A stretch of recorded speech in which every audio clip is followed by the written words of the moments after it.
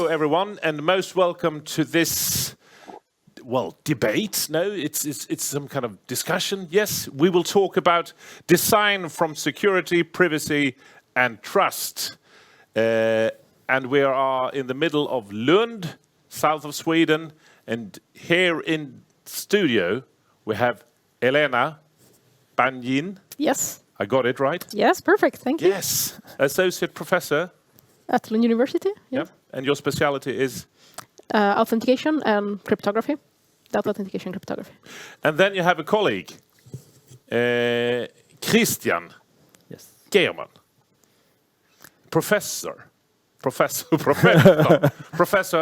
in computer security. Yes. Okay. So how often do you, bump into each other? We are at the same group, so every day. Every day? Actually, same floor. Yeah. Okay, so close to each other. Okay. Yes, but then we're also, I'm so glad to say that we have a third member of this debate discussion, Ulrika Evertsson. Hello. Hello. Hi. How are you? Hi. From your home? From my home, actually in Aarhus, Denmark at this moment, yes. Yeah, great. And I know that you're very much into this area. We haven't met. We have talked through phone. I realize this will be good. But tell us, what are you have been all around the defense and into space, and now it's the sky. Just tell us, what are your connections to this area? Well, right now I'm the CISO at ELLIIT, which is Luftfartsverket in Sweden, but I have a past in the Swedish Armed Forces, the Swedish government, as well as the National Defense Radio Establishment. So I've been working in this area this arena for about 20 years, with everything from pen testing to trying to convince, upper management that security is important. Yeah, and what are you, if you would give your view on upper management, are we naive or are we well prepared?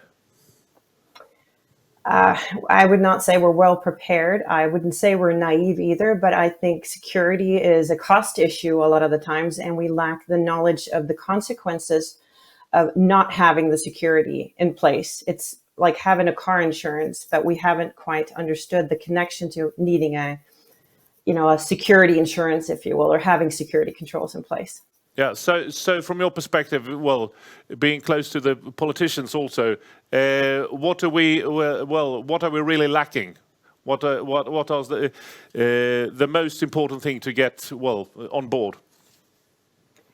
I would say we're lacking, unfortunately, I think the professors might agree with me here, is we're lacking the skill sets. We don't have the right knowledge within the different, I would say, organizations and the different companies and so on, nor do we have the time to actually prepare and create something that is secure. We're just focusing on the functional, just getting our services out there, getting our goods sold or having our websites up. We don't take the time to do it proper. But then it might be the case that we don't actually understand the situation. Is that a problem? That then we're definitely naive. We are naive in the way that, yes, we do not have situational awareness. I would say we do have it when things flare up and we hear on it on the news. We hear about other companies being hit. We've had quite a few of those. But that quickly recedes. And because companies rarely understand how it affects them, nor do they have the staff that understand what to do with this. When we see something happening, how does that pertain to us? What does that mean for us? What do we need to do within our organization or for ourselves? So it's hard to connect what we hear and what we see. Does that actually affect us or myself?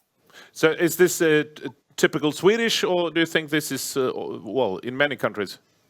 No, this is global. I would definitely say it's global. I haven't met or seen any companies really be completely prepared. Of course, if you work in the security sectors, if you have governmental agencies that have to be compliant to certain regulations and so on, there's more awareness. That doesn't necessarily mean that you've actually done the job and have the security controls in place, but there's more awareness. If you're a smaller company or even at home, I mean, how many people actually change the default router password? Yeah. Because what could really happen, pretty much that way. So do you agree with this picture, Christian? Yes, to a large extent, but I also think actually on the way we build our system and the tools we have, we can do improvements by making it easier to higher the security level, making it easier to build in security. It will be also used more, and it will also easy to convince the higher management that Ulrika is talking about, for instance. Yeah, and how do we do that? We develop our tools, we develop our methods so that they are more automated, less manual procedures to include security functions into the systems. Elena, what's your point? That's definitely a way to go. If I should add something, it's more like also on the educational side. Like if you make people aware, then a few of those people that are aware will be interested, and therefore they will acquire the skills to actually build secure systems. If you just make a secure system, but it's transparent to the user, maybe they don't even know that it's there. So it's a bit of a combination of making a system that works without complete knowledge. You just click and automatize the thing, but also making awareness of why this tool is important. And Ulrika, do you think this is a good way? Oh, definitely. I completely agree. I think security, we always say security awareness is a big factor, and having good security awareness programs that are actually pertinent to whatever area you're in. And also, as Christian was saying, making sure that that security is easy. It should be fairly transparent, but we're always saying, let's make the user do what's right. But we also need to make them aware of what is right and how does right look. To make something easy, having those tools in place, making it transparent, and simplifying security is something we definitely need to do today. Automation, I think, is key as well. Yeah. So when it comes to a personal level, how we interact on social media, let's say how we behave on Facebook. Most people have Facebook. Are we aware of what's happening there, Ulrika? What do you say? I would say not. You see these information campaigns where people are asked to provide their, there's always these little quizzes, what was your grandma's name? Where did you live? And all this information is being gathered about you. Then it's being sold to third parties and then utilized from there. No. Is that true? Okay. So that's what's happening. So that all these questionnaires are just gathering information that will be sold on a market. Well, yeah, everything that you do online is being gathered and then used to further whatever cause they're gathering it for, either for direct marketing to you as a person, or to map you as to where you might travel next, or to gather information about you in order to try to get into your system. So information is power. And this is what they're looking for. How dangerous is this? It's actually fairly dangerous. I had a friend of mine in Italy that got basically phished precisely via Facebook. So an account of a friend of her was stolen or hacked in, and somebody pretending to be her friend asked her, "Oh, can you please, buy this coupon for me, and I will come at your office like this evening and pay back." Yeah. And she's like, "Well, it's strange, but it's my friend. I can do that." But then it's like, no, that's wasn't her friend. No. So she just bought a coupon from somebody that stole it, and there was no way to get it back. Not even asking Facebook, because Facebook are like, "Oh yeah, poor you. Yes, it came from your friend, but can you prove your friend was hacked?" No, I think that's also, you need to be aware of it, and I think most users are not aware of how they actually use the data you produce for them, and that's actually value in that. I think that's a learning curve, but I also think that the regulation track we are in now is necessary in this area. What's the... I mean, you're trying to regulate what you're actually allowed to do with user data, and you should not be allowed. It's much easier for users to actually set profiles so that you have not sharing so much data as you do today. Okay. Are you referring to the GDPR? Yeah. Is this on a national level, or should it be global? It needs to be global because these actors are global. So. Yeah. Do you think that will solve it, Ulrika? I think it's part of something bigger. Yeah, that the regulations are definitely needed. We talk about privacy. We talk about data privacy, if you will, in the States, and what they utilize our information for. I think companies today are sneaky in the way they use our information, and the way they set up how you approve cookies and so on. So it's easiest to click accept all cookies, and you never bother to read what they're telling you they're using it for, who they're selling it to, and that can be anything from your health information to your passwords and things like that. So yeah. So and what about, is this a question about generations or age? Do we behave differently, or are young people more aware of this, and do they don't bother, or what can you say about different ages? I think that it's not that big difference between different ages. It's some users are simply not worried about this, and they can be young or they can be older. But I don't really see that that's a strong tendency that younger are more naive. But of course, they're using these platforms more, and that also means that they're sharing more data. I agree with you. I don't think age is actually the right parameter here, but it's more like maybe the knowledge. So if you've been exposed to it, if you're aware of the implications, therefore you usually become more, skeptical. But if you're not aware, or you think you don't care, or you don't even know, then you can save your password on a post-it and that you put next to the screen. But then you have websites where you must agree, otherwise you won't get through. Is that allowed? To put your password on your screen? What should I do when I come to those pages?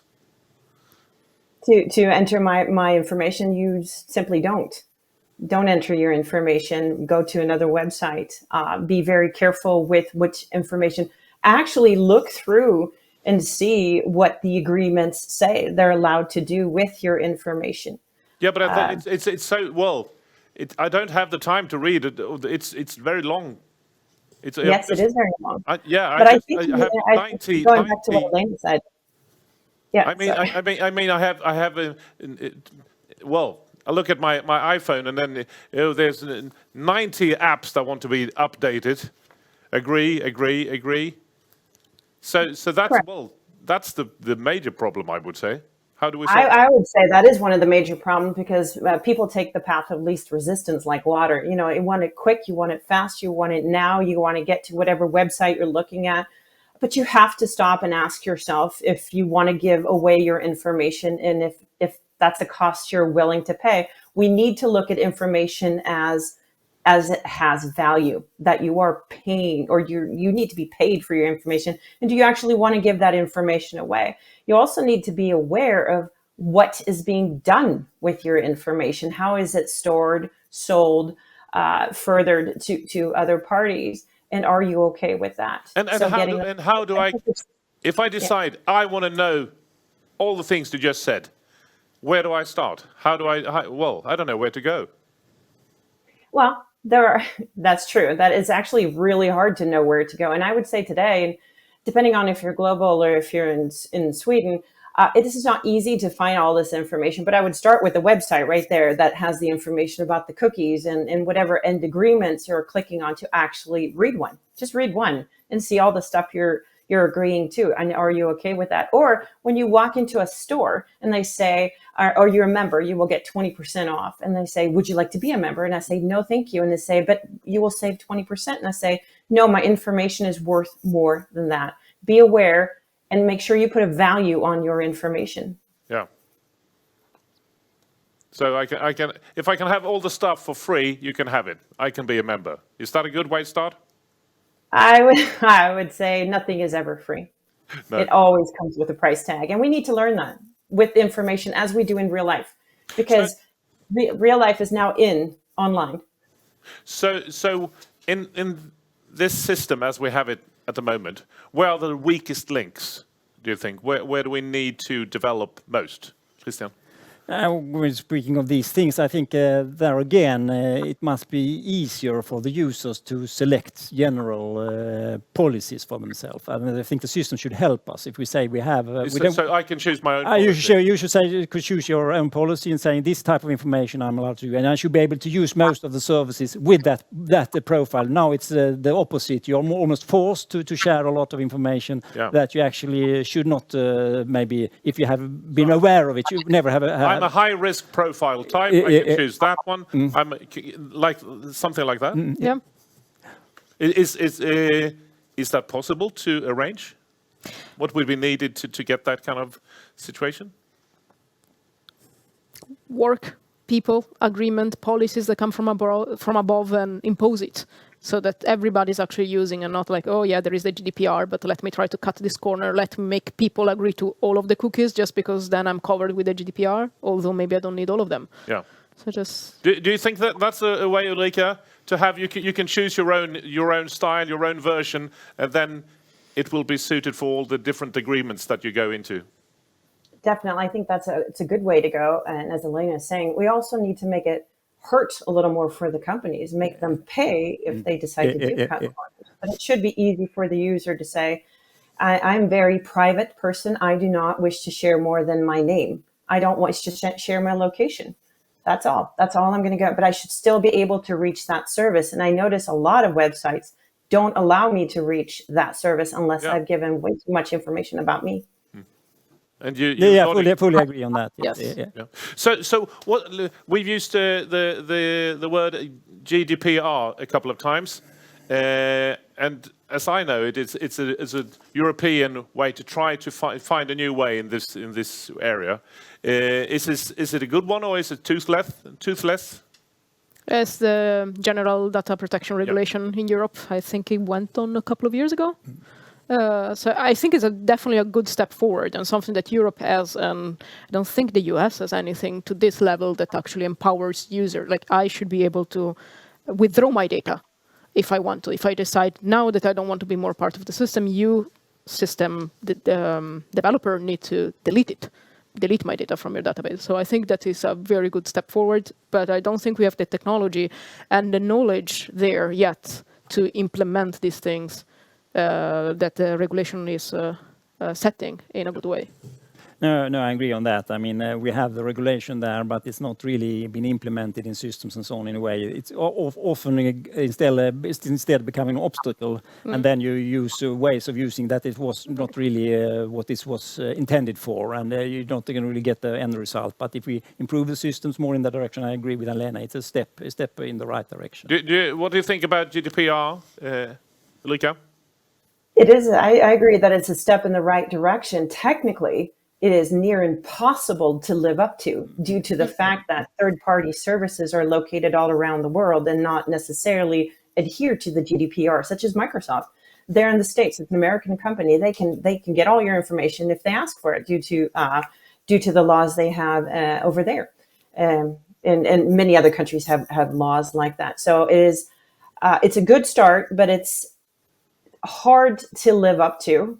And it's hard to maintain, if you will. And that we have definitely ways to go in order to put technical controls in place to actually make it effective.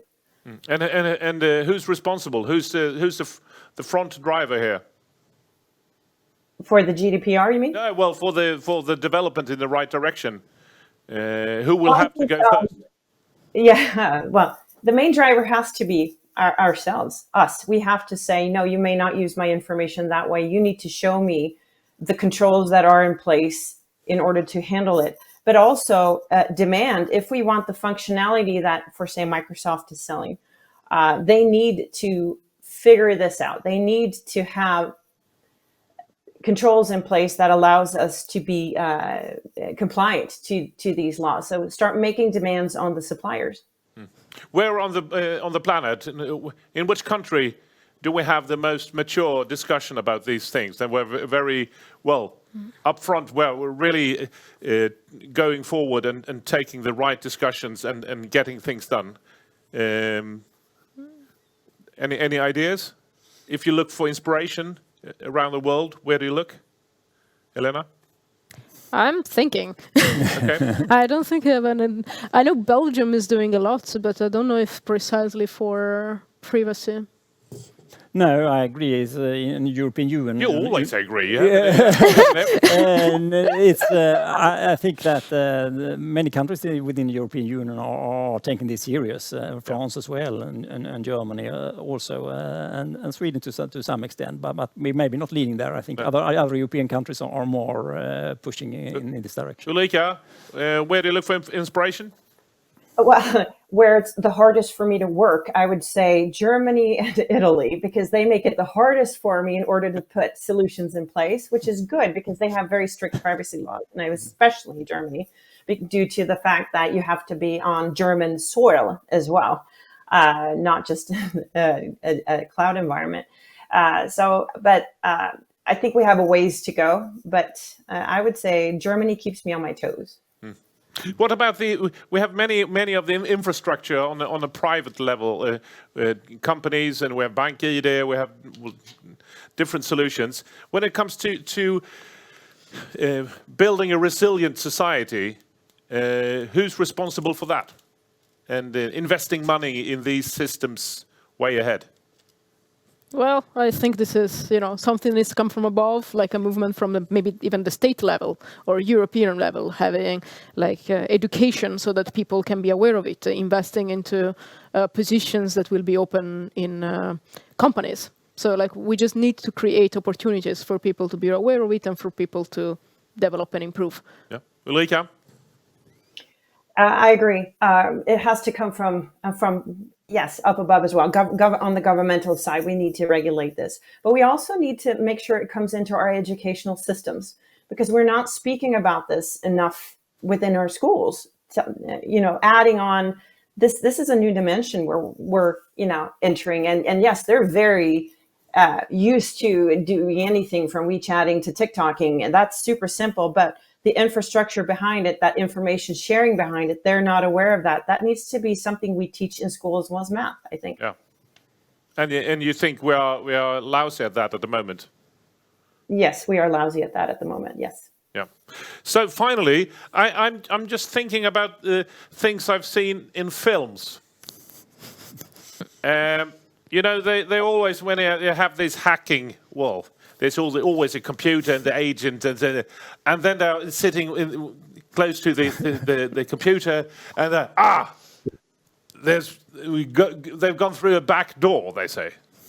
What is that, Ulrika? In a film, Yes, you know the situation. I can go through a back door. What's the back door? The back door is when you can circumvent that security control and get it another way. Very easy. It's pretty much like your front door is locked, but your balcony door is open. So the program it allows you to do things another way to get in without having that control in place. And because there's so much complexity with a lot of programs interacting with each other, there are a lot of those back doors, if you will, or opportunities to see if you can get something to act in a way it's not supposed to act. Yeah, and in Mission Impossible, they hack the biggest computer, 3 seconds. Of course, it's always 3. I mean, if you have the right tools, the back door is as good as the front door. Okay. But it's how to reach it. Yeah. And sometimes it's just easy. And also they have this USB stick, and then, I get accepted immediately. Is that possible in real life? Yeah, I mean, there are, as Ulrika also said, you always try to lock all the doors, but then there are some doors. But you didn't USB stick. USB. I'm in the system. There you could have some software that potentially allow you to open this door that the designers didn't thought about. Can I buy that at Shell & Company? Yeah, you can download it to the USB stick from the internet, and then you. Okay. So, So how close to the real world are these films? Are they just? Is it true what happens in film? It could happen. I would say 80% accuracy. Like there are some things that are completely, impossible, but only displayed in the movies. But many movies actually, although they look futuristic, they're actually actual. Yeah. So you can download malware on your USB stick. Put it in the computer, and if the computer is vulnerable to whatever known attack, you didn't update your software, then you're hacked in. Okay. With Finally, zero effort. Since you're all very much, you know so much about this area, and now it's time for wishing. You can wish for one. You have one wish each. How do we get a better system, a better society, and solve all the problems? Elena, you start. What do you wish for? So I think I will actually wish on something that has been inspired by Ulrika, which is that people get aware of the value of the information they have, the information they produce. Awareness of value. The awareness of their own information. Yeah. Good. Christian? And I think connected to that, actually, that there must be cases so that companies need to pay for information. There need to be economic initiatives for intentions so that they actually can need to pay for information you give to them. And yeah. Okay, Ulrika, you're the last. Yeah. I would keep building on that. It's to hold people or in companies accountable for their actions on how they handle my information. That's what I wish for. The accountability and the traceability of what they do with my information and how they've sold it. I think that was a very good wish list. Well done, all three of you. Thank you for participating. Elena, Christian, Ulrika, thank you for being with us. And thanks for watching to you, where you sit in front of your screen. See you some other time.